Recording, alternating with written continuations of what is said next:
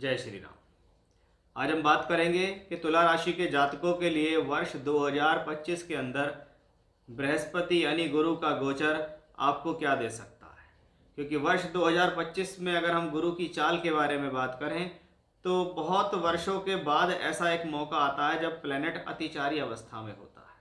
अभी अतिचारी क्या होता है कि जब कोई प्लेनेट किसी एक राशि में रहकर अपना कोई समय गुजारता है, लेकिन उसी समय काल में वो 2 या 3 राशि बदल जाए, तो ऐसे ग्रह को हम अतिचारी ग्रह कहते हैं। यानी जैसे बृहस्पति एक राशि में 1 वर्ष तक रहते हैं, उस 1 वर्ष के अंदर बृहस्पति उस राशि में वक्री और मार्गी रहते हैं, अस्त भी हो जाते हैं। लेकिन जब वही 1 साल के अंदर बृहस्पति उस राशि को 2-3 बार बदल ले, यानी पहले किसी राशि में, फिर किसी और राशि में, फिर किसी और राशि में, इसका मतलब ऐसा प्लैनेट बहुत ज़्यादा जल्दी में है। जल्दी का मतलब है ऐसा प्लैनेट अतिचारी है। अतिचारी का मतलब है कि उस प्लैनेट का जो विशेष कारकत्व है, जैसे गुरु का विशेष कारकत्व है धन, तो वर्ष 2025 के अंदर तुला राशि के जातकों सबसे पहली बात आप ये ध्यान रखना कि पहली बात आपकी राशि के मालिक शुक्र हैं और आपके लिए बृहस्पति शत्रु है। दूसरा, ये धन का कारक भी है, इसलिए पूरे वर्ष 25 के अंदर आपको ये ध्यान रखना है कि धन से संबंधित फैसले सोच समझकर लेने हैं।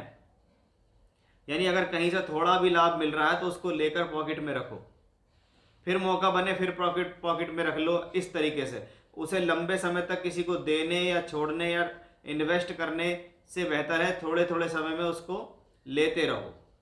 अदरवाइज आपको अंततः देखें, क्योंकि वो बृहस्पति बार बार ट्रांजिट चेंज करेगा, अतिचारी अवस्था में रहेगा, तो कभी योजना बनती दिखाई देंगी, कभी बिगड़ती दिखाई देंगी। इसलिए पूरे वर्ष 25 के अंदर सबसे पहली बात आपको ये ध्यान रखनी है कि धन से संबंधित जो मामले हैं उनमें सावधानी रखनी होगी। अब वर्ष 2025 के अंदर अगर हम देखें तो बृहस्पति का राशि परिवर्तन है। वृषभ राशि में भी जाएंगे बृहस्पति, मिथुन में जाएंगे, कर्क में जाएंगे, वक्री होंगे और मार्गी होंगे। सबसे पहले अगर हम देखें जब वर्ष 2025 की शुरुआत होती है तो आपकी राशि है तुला। तुला राशि के मालिक कौन है? शुक्र है। और आपकी राशि की दूसरी जो राशि है वो भी शुक्र की ही राशि है, उससे 8वें घर के अंदर गुरु का ट्रांजिट है।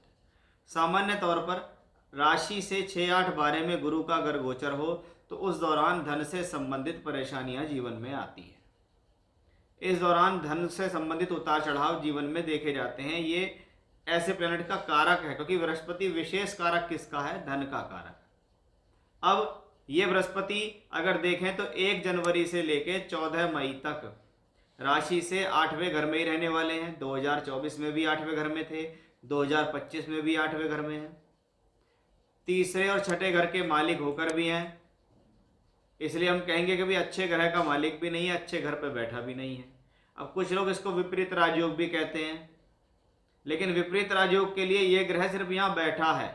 इस पर जितना ज़्यादा अशुभ प्रभाव है उतना ज़्यादा इसमें फ़ायदा होता है। जैसे आपके लिए अशुभ प्रभाव क्या, मान लीजिए इसके साथ शनि हो जाए या शनि इसको ट्रांजिट में देख ले तो विपरीत राजयोग के नियमों में बढ़ोतरी हो जाएगी या ये विपरीत राजयोग हो जाएगा। लेकिन एक शुभ ग्रह होने के नाते यहाँ बैठता है तो ये विपरीत राजयोगों के नियम को नहीं देता।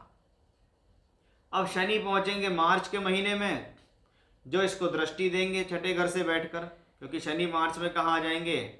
मीन राशि के अंदर। इतने में बृहस्पति यहाँ से निकल लेंगे, यानी विपरीत राजयोग के नियमों का जो फल है या वो इसको नहीं मिल पाएगा। अच्छी बात बस इस ट्रांजिट में ये है कि ये प्लैनेट लगातार आपके दूसरे घर यानी धन के भाव को देखता है, यानी किसी ना किसी साधन से धन के आगमन देगा, सोर्स ऑफ इनकम बना के रखेगा। आपको जब भी पैसे की जरूरत होगी तो कोई ना कोई साधन बन जाएगा, लेकिन धन के साधन डिफिकल्टीज से बनेंगे, इसमें कोई संदेह नहीं है। अब इसके अंदर अंदरूनी रूप से और क्या हो रहा है?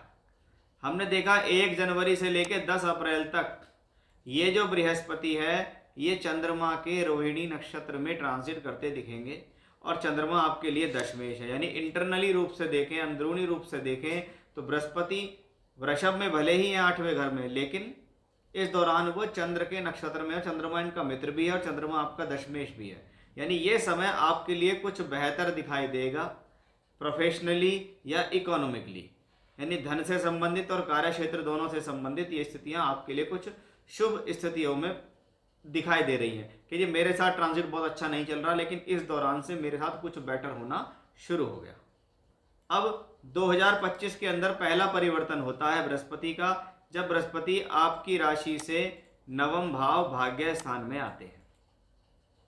अब भाग्य स्थान में आने वाला जो प्लेनेट है वो है बृहस्पति, जो धन का कारक है, जो एक शुभ ग्रह है। तो 9th हाउस के अंदर एक शुभ ग्रह आ गया, तो नौवा घर किसका है? धर्म का है, नौवा घर भाग्य का है, और नवम भाव में गुरु है। इसलिए ये स्थिति धर्म, धार्मिक लाभ, धार्मिक यात्राएं एवं भाग्य के लिए अनुकूल है, क्योंकि वो नौवे घर का कारक भी है। इसलिए यहाँ पर धन के कारक से संबंधित स्थितियाँ पॉजिटिव हो रही हैं।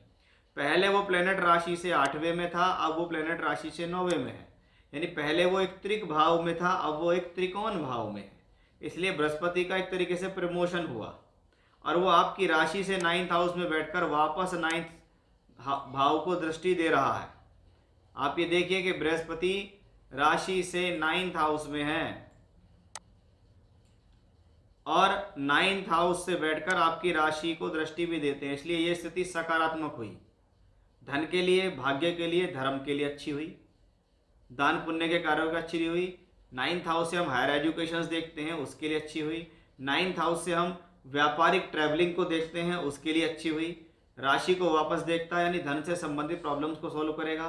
कोई हेल्थ इश्यूज पिछले समय में चल रहे हैं, उनको यहाँ प्लेनेट सॉल्व करेगा। साथ ही साथ राशि को देता है, तो आपके अंदर एक कॉन्फिडेंस लेवल जागेगा, आपके कार्य करने की इच्छा पहले से मुकाबले बढ़ जाएगी। अब यही बृहस्पति की दृष्टि आपकी राशि से देखें तो 3rd हाउस पर भी आ रही है। तीसरा घर टूर, ट्रैवलिंग, यात्रा, export, import, communications, singing, music, dancing, media और क्रिएटिविटी, इन भावों का है। तो इनसे संबंधित क्षेत्रों में फायदा मिलना, ऐसे क्षेत्रों से जुड़कर लाभ मिलना आपके लिए अच्छा है। जो लोग छठे घर से संबंधित काम करते हैं, यानी रोग, ऋण, शत्रु, मेडिकल का काम है आपका, वकालत का काम है आपका, इंश्योरेंस का काम है, हेल्थ पॉलिसी का काम है, लोगों के इससे माध्यम से जुड़कर पैसा कमाने का आपका काम है कुछ भी, तो उन क्षेत्रों में आपको लाभ मिलेगा। ऐसा बृहस्पति आपको सपोर्ट करेगा। पंचम भाव पे बृहस्पति पड़ रही की दृष्टि पड़ेगी और नवम से बैठ के पड़ रही है। इसका मतलब ये स्थिति संतान प्राप्ति में सहायक सिद्ध होगी। ये स्थिति आपके जीवन में संतान से संबंधित जन्म के लिए सहायक होगी, इसको हम यहाँ ये मान सकते हैं। अब ये बृहस्पति यहाँ पे देखिए तो 14 मई से 18 अक्टूबर तक रहेंगे, यानी तब तक के लिए बृहस्पति की ये पोजीशन अपने आप में काफ़ी हद तक पॉजिटिव और सकारात्मक दिखाई दे रही है। इस दौरान बृहस्पति का अंदरूनी रूप से नक्षत्रों का ट्रांजिट भी होगा, जो इसको और ज़्यादा पॉजिटिव बनाएगा। सबसे पहले आप देखिए 10 अप्रैल से लेकर और 14 जून तक ये जो बृहस्पति है ये मृगशिरा नक्षत्र में घूमते दिखाई देंगे। और मृगशिरा नक्षत्र में क्या है? मंगल का नक्षत्र और मंगल धनेश है, तो उस चीज़ के लिए आपके लिए अच्छा हो गया। मंगल सप्तमेश है तो भी आपके लिए अच्छा हो गया। यानी इस दौरान ये समय काल भी आपके लिए और पॉजिटिव आता दिखाई दे रहा है। यानी बृहस्पति को ओवरऑल देखें तो हम इसको अच्छा ही मानेंगे, क्योंकि यहाँ पर बृहस्पति 2 भावों का मालिक है। अगर आप देखिएगा तो तीसरा और छठा, और बैठा है नवम में, यानी सभी जगह ये प्लेनेट अपने से केंद्र में गया हुआ है, तो केंद्रीय प्रभाव के कारण भी ये कॉम्बिनेशन मजबूत है। अब वर्ष 2025 के अंदर एक और परिवर्तन होता है, जब यही बृहस्पति एक्सॉल्टेड हो जाता है कि ये अब पहले वृषभ में था, फिर मिथुन में था, अब भैया ये कर्क में आ गया। दशम भाव हमारे कर्म कार्य क्षेत्रों का भाव है, उसमें अगर कोई शुभ ग्रह पहुंचे और वो उच्च चुका हो तो आपके 10वें घर की बेहतरी कर देता है। और 10वां घर किसका है? हमारी प्रोफेशनल लाइफ, हमारे कर्म, हमारे कार्य क्षेत्र, यश, मान सम्मान, कीर्ति, प्रसिद्धि, मान सम्मान, सब का सब दशम भाव में मिलता है हमें। तो हमारे कर्मों को अच्छा करेगा, हमारे कार्य क्षेत्र को बढ़ाएगा, हमारी प्रोफेशनल लाइफ को स्ट्रॉन्ग करेगा। यहाँ से बृहस्पति देखे तो धन भाव को दृष्टि दे रहा है, इसका मतलब है ये कॉम्बिनेशन धन के लिए शुभ हुआ।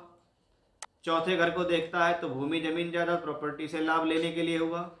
छठे घर को, अपने घर को देखता है तो प्रतियोगी परीक्षाओं के लिए अच्छा हुआ। नौकरी में तरक्की और प्रमोशंस के लिए अच्छा हुआ। यानी यहाँ पर भी अगर हम देखें तो ये बृहस्पति भले ही थोड़े समय के लिए आ रहा है, थोड़ा समय क्यों?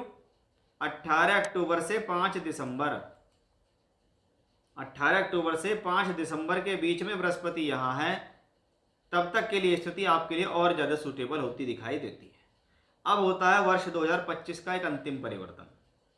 वो अंतिम परिवर्तन हमारे जीवन में हमें मिलता है बृहस्पति के वक्रत्व होने से। अब बृहस्पति क्या होंगे, 5 दिसंबर को वक्री हो जाएंगे। अब प्लेनेट का वक्री होना भाव 9वां है तो अच्छा है, लेकिन लॉर्डशिप के हिसाब से खराब है, क्योंकि वो छठे घर का मालिक भी है।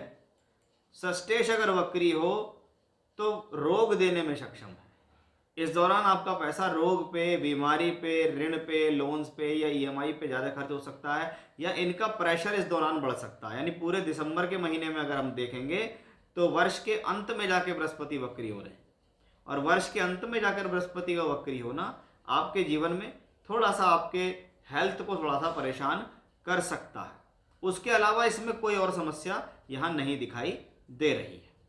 तो ये था एक ओवरऑल ट्रांजिट कि बृहस्पति वर्ष 2025 के अंदर कब कब कौन सी राशियों में जाएंगे, उसके आपकी स्थिति, ग्रहों की स्थिति, ग्रहों की लॉर्डशिप, कहाँ कहाँ पर जाएंगे, कहाँ कहाँ दृष्टि देंगे, किन नक्षत्रों में होंगे, कब वक्री होंगे, इस सब की जानकारी मैंने आज आपको इस वीडियो के माध्यम से दी है।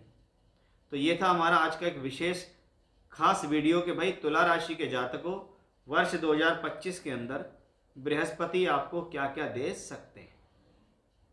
जय श्री राम।